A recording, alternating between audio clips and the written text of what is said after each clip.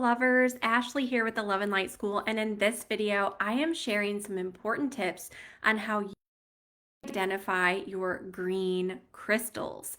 So when we are trying to ID our stones, there are tons of things that we can look for. And one of the best tools that we have is actually looking at the outward crystal shape, which is perfectly fine to do when you have an actual crystal. But what happens when your stones are tumbled? It can become near impossible to tell some of your stones apart. So whether you're trying to identify a complete mystery stone or help someone else identify a crystal, or if you have a few in your collection that you've sort of misremembered along the way, I'm hoping that this video will help you learn to identify your green crystals like an expert.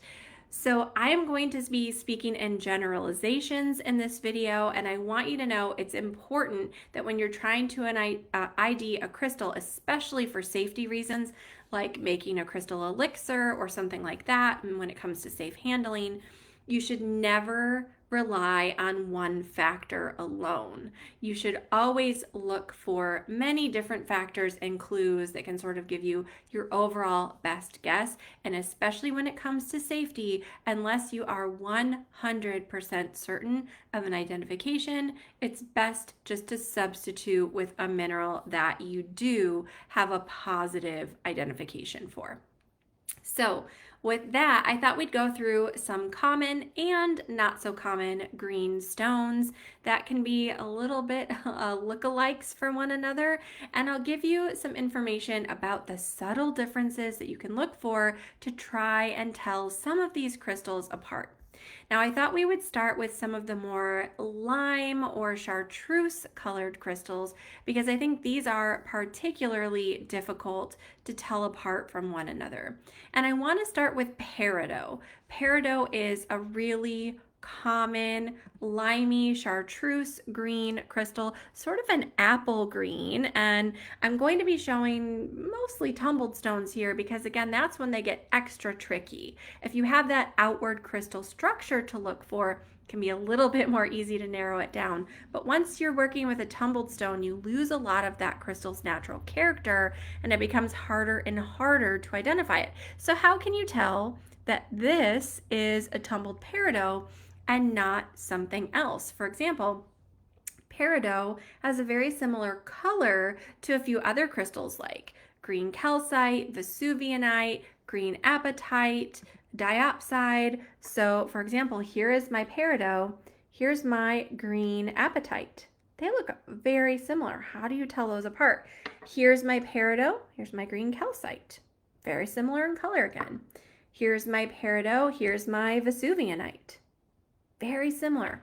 So these can get a bit complicated.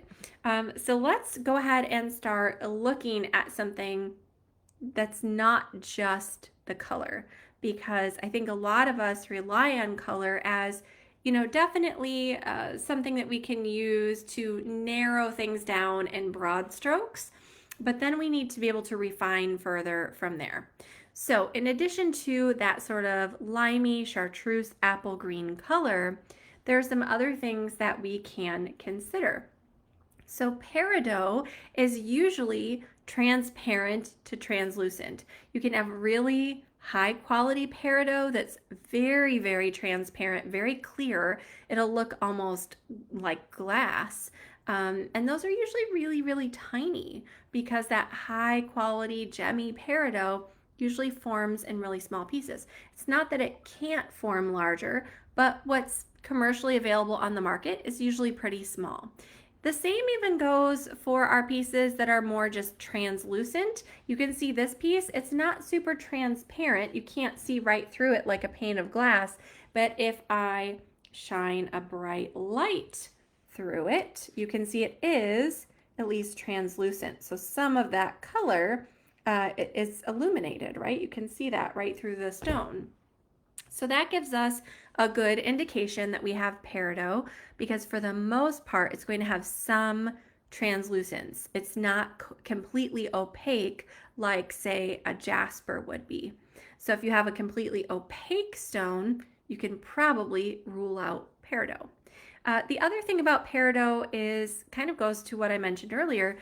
It typically forms pretty small stones. So even a larger one like this would be considered large for peridot, but it's nowhere near the size of some of the other tumbled stones that I'm going to show you because it just doesn't form very large. Most of what's commercially available is going to be pretty small.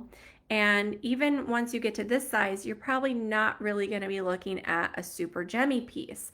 So when I mentioned, green apatite compared to peridot earlier, the green apatite is very, very transparent. It's almost glassy in its appearance and quality. Sorry about that. So look how much the light shines through that piece. It really becomes illuminated. It's very, very clear. That peridot of the same size, not particularly glassy. You can see the color, you can see it light up, but you can see that it still has, a bit of translucence. It's not super, super clear. So if you have something that's a lot clearer, it could be apatite. There's some other things it can be. But you can probably rule out peridot once it gets to a certain size. If it's really tiny and gemmy, that can definitely be a lot harder. But I do think that the green apatite has almost a little bit more of a hint of a lemon color. It leans a little more yellow most of the time. Again, speaking in really broad generalizations, but peridot has more of a true sort of like Granny Smith apple green. So that's one thing that you can sort of look for when you're comparing to other crystals. In addition to that transparency or that translucence that it has and the size. So if you had a really large stone, probably not peridot because they just aren't often available in that size. Now, we can also compare peridot to something like our green Vesuvianite and look for some subtle differences in these as well. Now, it might be a little hard to see this up close, but the peridot has some internal like little fissures and cracks. That's kind of common, again, once they get a little larger, a little less clear. But then our Vesuvianite has almost these little sparkles or rainbows inside. And again, not every piece will have that, but it has these flashes that are almost glittery coupled with that Granny Smith apple green color. So although there are other stones that can have that twinkly, sparkly effect, like a green Aventurine, the color is going to be quite different.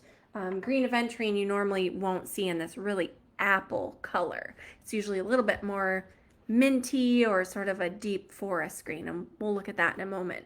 But that's one way to tell apart your peridot from your Vesuvianite, which also goes by the name idocrase.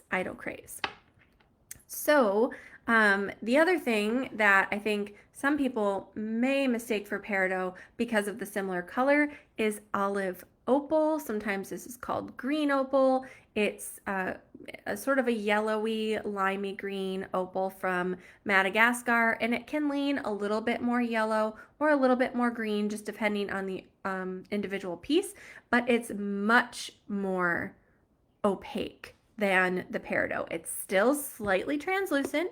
If you shine a bright light to it, it will light up, but you really can't see through it very clearly. I can see sort of into my peridot a little bit. That's not going to be the case with that opal because it is a potch opal or common opal and not a precious opal. So you can't really see into it. It's a bit more opaque. Again, it will light up with a bright light, but not quite the same as your peridot. So that is sort of a look at some of those limey green stones, but another one that people may get confused for peridot is serpentine. And the thing to know about serpentine is that it's not actually just one type of mineral at all. It is a mineral group. So it's sort of like an umbrella term for lots of different minerals that fall under that umbrella. Now the problem is these are really, really hard to tell apart from one another. So we often don't know exactly which serpentine group mineral we are looking at, and the colors, the transparency or opacity can vary pretty widely in the serpentine group, and some of them are that apple green peridot color, but they look a little bit different. So let's talk about this. So again, here is that peridot. Now you can have very sort of a limey apple green serpentine group minerals. This one is particularly translucent and it actually looks very similar to that olive opal. But the olive opal is a little bit more opaque, and sometimes with the olive opal, we'll even see some little black inclusions that will show up as little dendrites or little dots. And a lot of the sort of chartreuse or lemony green serpentine will not really include that when it's translucent. So again, translucent meaning that the light will shine through it. So you can see just how clear that piece really is by how much it will light up. Now you can have this a little bit more opaque. So here's another piece of serpentine right here. These are the same in the same serpentine mineral group. This one is like almost flawless, truly, but this one is a little bit more opaque. It has a little bit more going on here, but it's much too large to be a peridot. It's also quite a bit more yellow in color than our peridot, even though I'd probably still call this green. And the other thing is that its texture is a little bit waxier, even in a tumbled stone. Now, some of this can have to do with the amount that your stone is polished, but this is definitely a little bit more of a waxy texture, where that peridot is a little bit more glassy.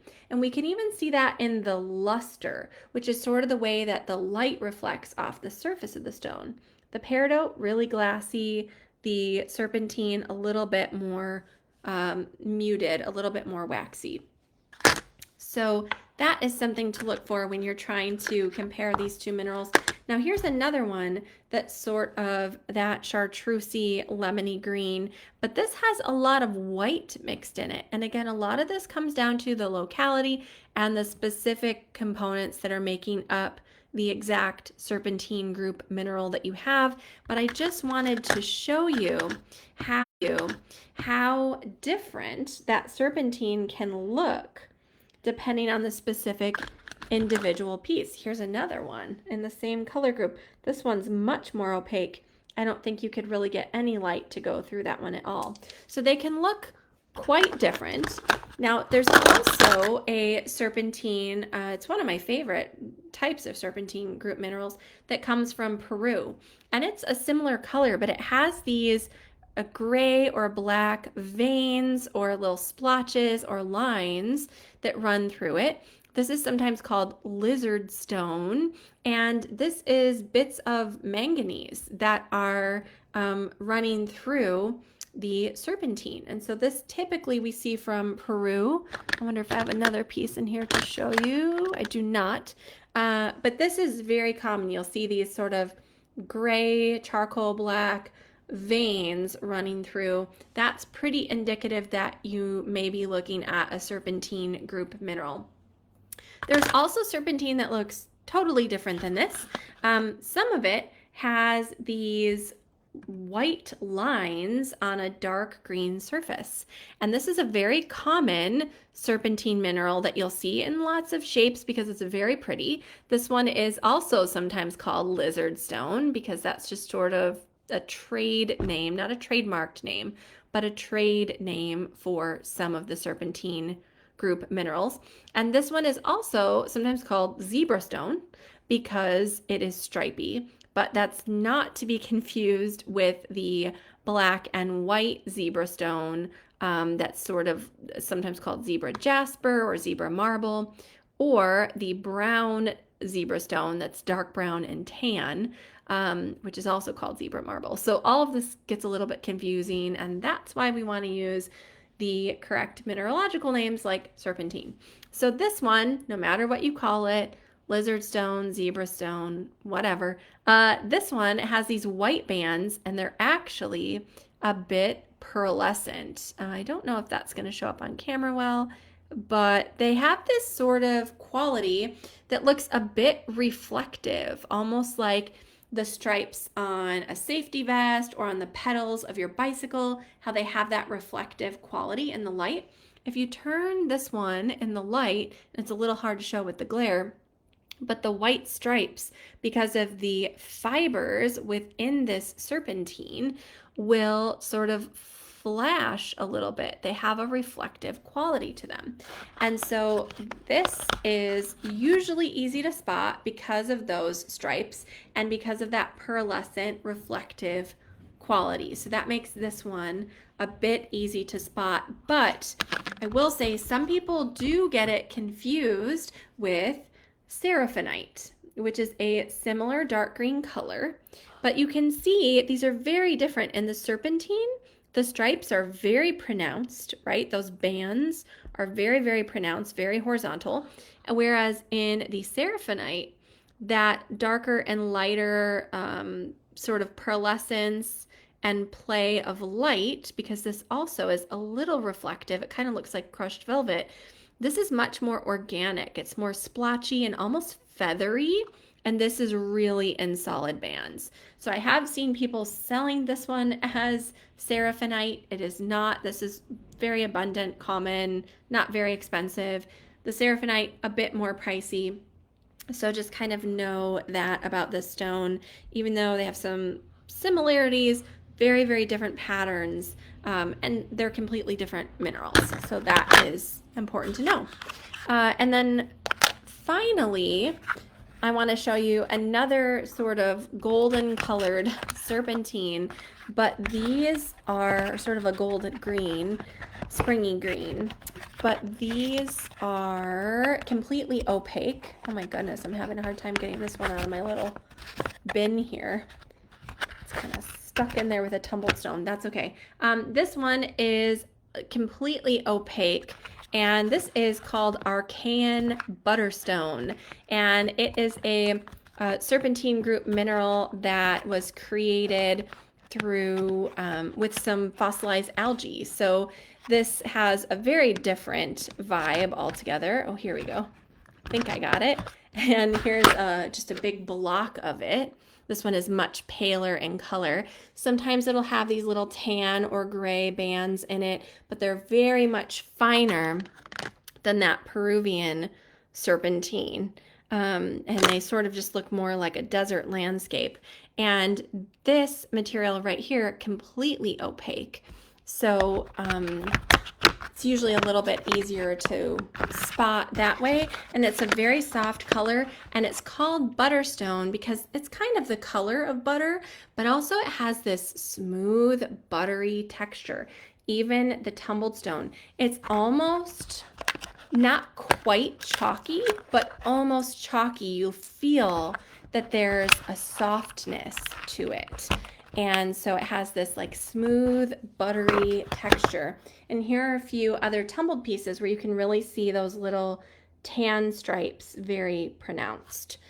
So that is something to look for in your serpentine group minerals. And I do think the energy of all these is a little bit different. I think most commonly the serpentine you have to sort of get to know and distinguish from your olive opal or green opal.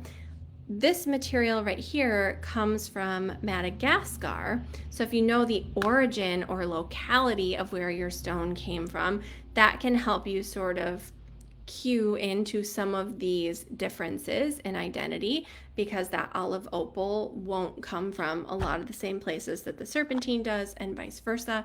So that can be a good hint. And then, you know, looking for maybe those little black dots of manganese in the opal, that very slight translucence that's predominantly more opaque. All of these things tell a story, and this is why we can't rely on one specific feature for identification when it comes to our minerals. We have to look at a lot of different things.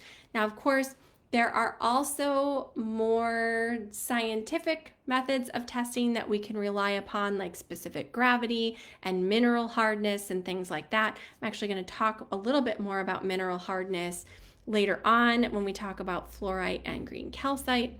But for the most part, those aren't identification methods that most of us will use at home because things like specific gravity are a little difficult to calculate very precisely.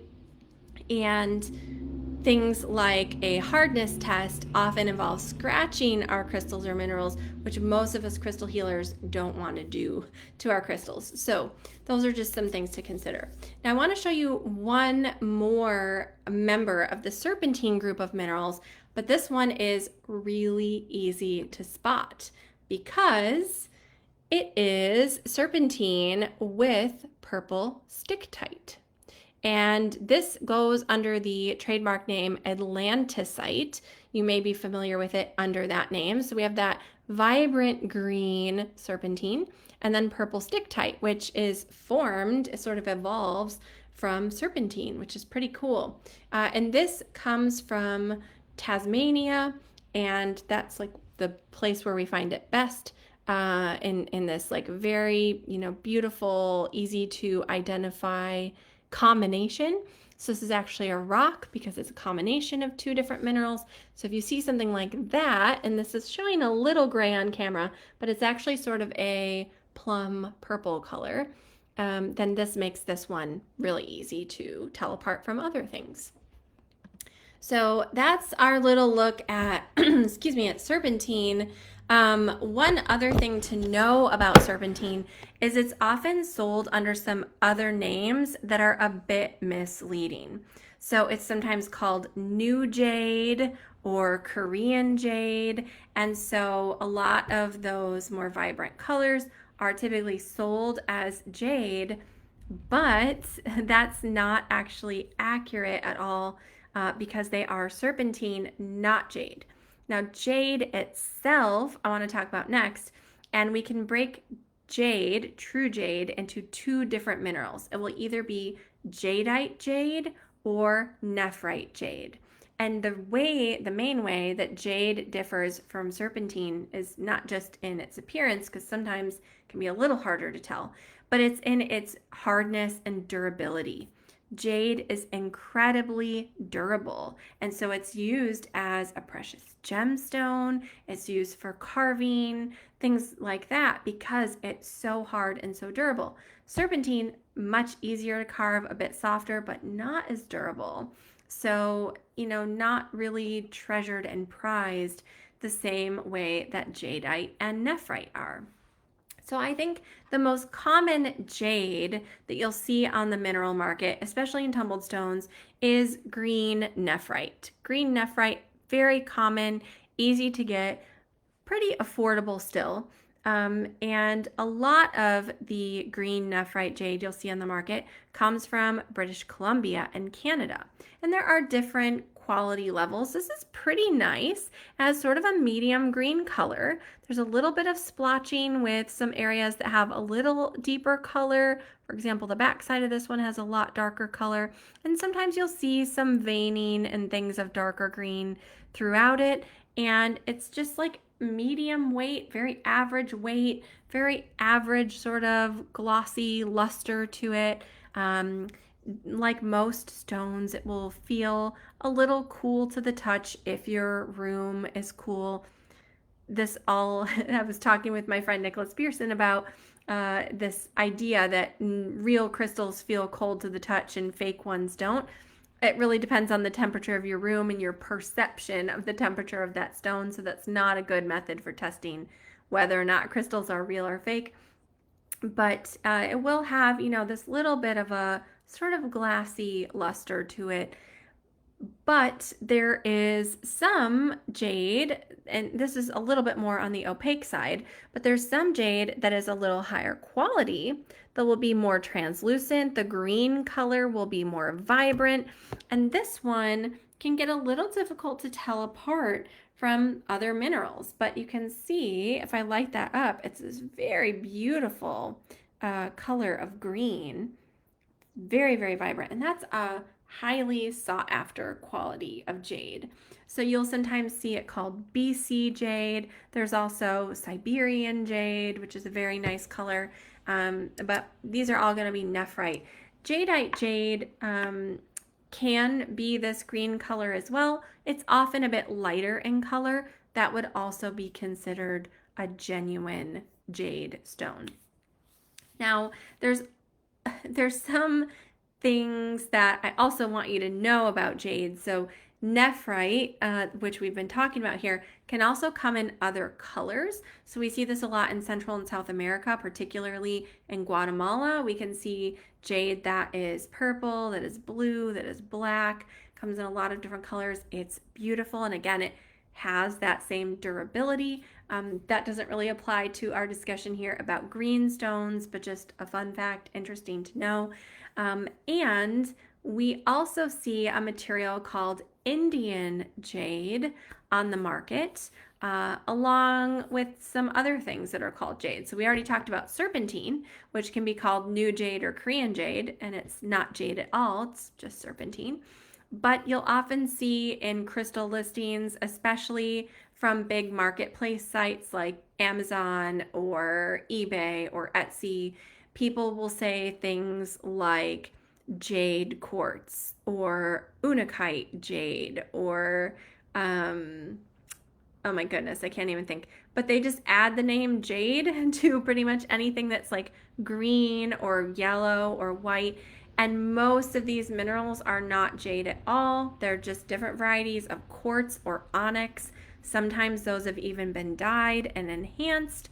So just do a bit of research about crystal fakes before you go purchase some jade, because it can be hard to get authentic stuff. There's a lot that is just given the name jade that's not authentic jade. So look for specifically the mineral names jadeite or nephrite, and that'll be a big help. So I mentioned Indian jade. That is one of the things that I think is very confusing. It's a name, luckily, that's not used super often, but you will see it out there. And Indian jade is another name for green aventurine. Green aventurine is abundant in different parts of Africa, in Brazil, in India, and green aventurine is not jade. It is a quartz-based mineral, so different than jade, not quite as durable, pretty durable, but not quite as durable. And green aventurine can really range in color. So both of these stones here are green aventurine. There's this really light minty green one, but if I move it around in the light, you'll see it has all these little sparkles in it due to inclusions of mica in the quartz, because again, quartz-based mineral. And then here's a dark green one that also has those nice little sparkles. So those sparkles are a great way of identifying that you probably have green aventurine. Now, there are other sparkly things like green fuchsite that can have those sparkles. They're going to be a bit softer unless they're in a quartzy matrix. Fuchsite is actually a type of mica, so sometimes that fuchsite is what can give aventurine its color and sparkle. But these are pretty easy to spot.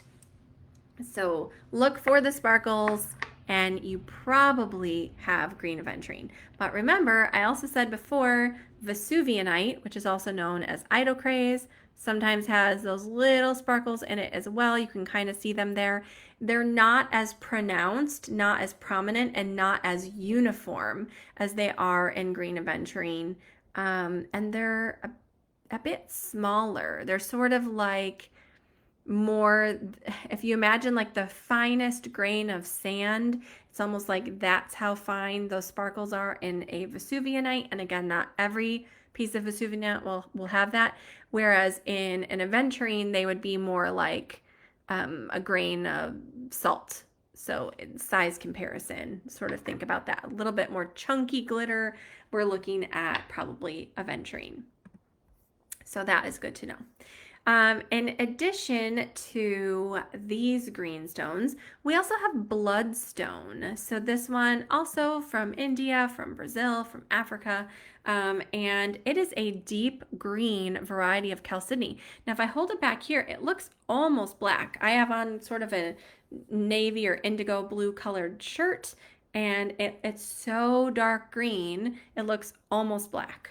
But this is a very deep green, and with Bloodstone, which is again a variety of chalcedony, we'll sometimes see these little iron containing inclusions that give it these red spots, and that's where it gets its name, because it looks like little drops of blood. So that is a pretty easy one to spot because it has that deep green base color and then those little red flecks. And so Bloodstone can be easy to spot that way. But it can sometimes be confused with ocean jasper or fancy jasper. One way to sort of tell them apart is in the Bloodstone, the red spots are really irregular. In an ocean jasper, we normally see rounder orbs. It's also called orbicular jasper for that reason. Not always, but often. Again, speaking in generalizations here, and really irregular, sort of streaky, spattered spots in the Bloodstone, which looks a little bit more like fancy jasper, but fancy jasper will often have other streaks of color throughout it, ranging from white to tan to gold. And Bloodstone can have a little bit of that, but it's usually a bit more minimal. So that is something to know. The other thing about the Bloodstone is it's going to have that really, really deep dark green background color, which does differentiate it from a lot of the ocean jasper or fancy jasper that you'll see, which can be more of a medium green. And it has that very, very glassy luster because it is a variety of chalcedony. Excuse me. I've been talking a lot tonight, so I'm losing my voice. Then we have Buddstone. So we just talked about Bloodstone with an L. Buddstone is spelled B-U-D-D, and it can sometimes be confused with green Aventurine. So here is my Buddstone. Here is my green Aventurine. They can be a bit difficult. They're similar color, but look at this Aventurine. It's very sparkly and glittery. The Buddstone, not so much. It's a little bit more waxy in its luster. It often has little bits of veining, and its color is not always very uniform. It's kind of blotchy. See, there's this lighter area here, darker area here and here. So that is kind of common, and it often has these deep grooves in the surface of tumbled stones, kind of like little fissures or cracks, whereas most of the time our Aventurine probably won't have that. They may, but especially if you're looking at a larger group of stones, it's kind of more common in the Buddstone than it would be in the Aventurine. This is also known as African jade, so another stone that's using the name jade when it's not really jade. So just one that's, I think, a little less commonly available on the market, but still out there and important to know when you're looking at IDs. Then we have Unakite. Now this one, sort of similar to the Atlantisite, really easy to spot. This is green Peridot with peach feldspar. And this one is also considered a rock because it has more than one mineral, kind of in a combination. And this one's very easy to spot because it has that combination of peach and green. But I do want to tell you, I see this one labeled a lot as like Unakite Jade or Unakite Jasper. It's neither a jade nor a jasper. It's that green Peridot and peach feldspar. So just know that that's, you know, not like a correct name, but sometimes I will say these can have very little feldspar, or the feldspar can be a lot more subtle and pale in color, which can make it a little challenging to tell apart from stones like serpentine or even an actual green jasper. But if you look at the grain pattern, you can usually tell it apart because it's a little bit more granular on the surface, even if you don't have much of that feldspar in there. And if you see even like a little hint of that peach, you probably have the Unakite. Now, the last few stones I want to talk about, these are probably some that get confused most frequently. But once you know what to look for, it's a little bit easier to spot. And my pieces here, unfortunately, look pretty different. I wish I had some that were a little closer together in color because you could see how it'd be easier to get these mixed up. But we have green calcite and green fluorite. Now, often the green calcite can be sort of this same color, or the fluorite can lean a little bit more this color. So this does get challenging when your stones are tumbled. So how can you tell them apart?